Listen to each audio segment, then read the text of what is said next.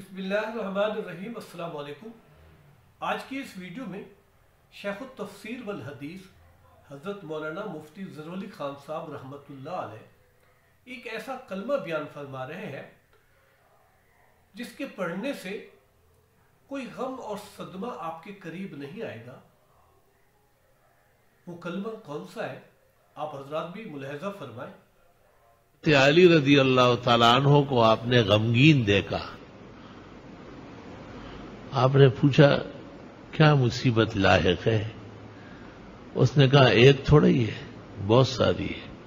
کہا تو ایک ہی کلمہ کافی ہے، بسم اللہ الرحمن الرحیم، لا حول ولا قوت الا باللہ العلی العظیم۔ فرمایا اے علی، یہ کلمہ کسی غم ہم صدمے کو نہیں چھوڑے گا۔ بسم اللہ الرحمن الرحیم، لا حول ولا قوت الا باللہ العلی العظیم۔ عمل کتنا مختصر ہے اور کتنی تسلی علی کو دی، کمال ہے اس کلمہ میں۔ معراج میں آپ نے آسمانوں میں دیکھا کہ ہر آسمان میں ایک بہت خوبصورت فانوس لگا ہوا ہے۔ آپ نے جبریل سے پوچھا یہ کیا ہے؟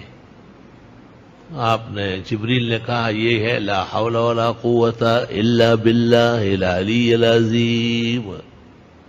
اور عرفات میں آپ نے کہا دعائی و دعا الانبیاء من قبل فی هذا المقام، میری دعا اور مجھ سے پہلے جتنے انبیاء یہاں آئے حج کرنے عرفہ پیش ہوئے سب یہ کرتے تھے لا الہ الا اللہ وحدہ لا شریک لہ لہ الملک ولہ الحمد وہو علی کل شیء قدیر۔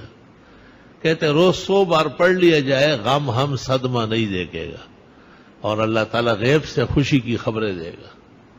ہر روز کوئی نہ کوئی خوشگوار خبر سنے گا، اور کتنا آسان ہے، سب کو یاد ہوتا ہے لا الہ الا اللہ وحدہ لا شریک لہ لہ الملک ولہ الحمد وہو علی کل شیء قدیر۔ اور کتنی بڑی سند ہے کہ آپ نے کہا دعائی اور دعا الانبیاء من قبلی فی هذا المقام۔ عرفات کے میدان میں آپ نے کہا، بخاری مسلم میں ہے میری دعا اور مجھ سے پہلے تمام نبیوں کی دعا اس جگہ یہ ہے لا الہ الا اللہ وحدہ لا شریک لہ لہ الملک ولہ الحمد وہو علی کل شیء قدیر۔